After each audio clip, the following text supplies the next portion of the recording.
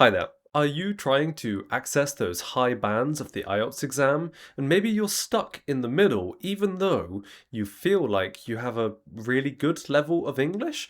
Well, in this video, I will be showing you some of the most common mistakes for all students doing the IELTS exam, and I'll show you how to fix them. Let's get started with a real example. For this video, I am assuming you already know the basic structure for writing task 1.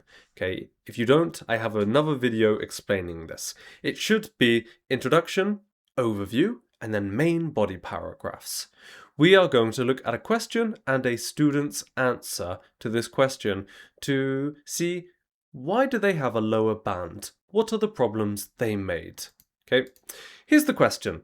The bar chart below shows the number and gender of participants of several clubs in a university during the year 1990. Shows men, women, and the different clubs. Now, we're going to look at this student's answer, but we're only going to look at the overview paragraph first, okay? So right now, what you can see is only their overview. Now, in this overview paragraph, the vocabulary and the grammar, they are all technically correct. So we can say that regarding language, there are 0 errors in here. The problem, though, is the content. There are problems with the content in this writing, and I can see 3 problems with the writing. So, pause the video, have a look. Can you see what are the mistakes in this writing? Why is this a lower band? Okay, so now, fingers crossed, you had some time, maybe you identified the mistakes in this. So, the first mistake is saying, I can see, I noticed that. This isn't about you, it's not about you or what you can see, it's just about reporting the data objectively. So, to fix this, do not say I, just describe the data. The second mistake is using words like bad or good. Okay, you should never use words that give your emotions or opinions here. Again, it's not about you, what you think is good or bad, because maybe you think it's bad, but maybe someone else thinks it's good. So we should never use those words, we should just use objective words. The third mistake is trying to explain the data. Maybe this is because, or people seem to do this. No. Your job is not to give your opinions or what you think it could be caused by. Your job is only to describe the data like you can see it. Only what you see. The fourth mistake is giving specific numbers in the overview paragraph. The overview is not meant to have detailed information. The detailed information should go in your main body paragraphs. And unfortunately, this is one of the most common mistakes I see from students, really. So, those are the problems with the overview. I'm going to show you an improved version. It's not perfect, I wrote it very quickly, but it's just fixing those mistakes. Here is the improved version. In here, I do not use the pronoun I, it's not personal. I also do not use any words like good or bad. I do not try to explain the data in any way. And lastly, I do not try to give any specific information. At the very end, I just say sculptures had the lowest quantity of participants. I don't give any specific details. So, those are the typical mistakes for overviews. They have nothing to do with language and they are only connected with content. Next, we'll move on to the body paragraphs and classic mistakes from students. Here is a sample body paragraph from a student. The content is all correct, so there are no real content errors here at all. We do, however, have some problems with language in here. In this body paragraph, there is one or a couple mistakes, but they are the same mistake, related to vocabulary, and again, there is another mistake related to grammatical structures. Can you find them? Pause the video, read the paragraph, try to find the problems with language this time. Okay, now you have had some time to look at it. So let's talk about the mistakes.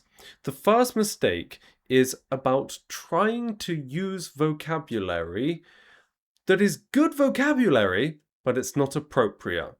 Specifically, I would like you to look at that phrase, was decreasing moderately. Was decreasing? Well, to say it was decreasing means it was changing over time in some way, means that it was going down. But when we look at this chart, is this about change over time, this data? Do we have different years on the bottom? No, we don't. It's all in the same time, so you should never be using vocabulary that is to describe the change of data over time. It's a brilliant vocabulary, and maybe for a line graph, we could definitely use that. But unfortunately, for a bar chart in the same year, at the same time, we do not want change over time, we want comparative vocabulary. Okay? Was greater than, or was less than, was significantly lower than. Phrases like these. Then there is the other mistake, which is connected with grammatical structures. It's actually all about verb tenses, this one. And if we have a look at the answer, have a look at the verb tenses they used. They started with language was the most popular, so past simple, and then they say it was had. Well, that's a mistake, that's just not correct. Then they say still have had, so now we're in present perfect, and has considered present perfect again, and then it was decreasing. Now we're suddenly in past continuous. So the verb tenses are jumping around randomly, and I see this all the time with students when they write their writing task 1 answers. To solve this, you need to look at the question and identify what is the correct verb tense you need to use. In this case, it's just 1 year, there's no change over time.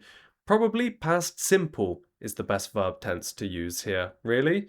If it were in this year, then maybe we could use present simple.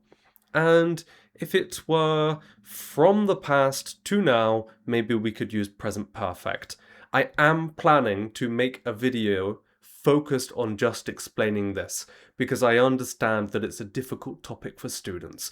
But I recommend to you, when you open the question, you need to check what is the time frame of the question, and you will use that to determine the verb tenses that you write with.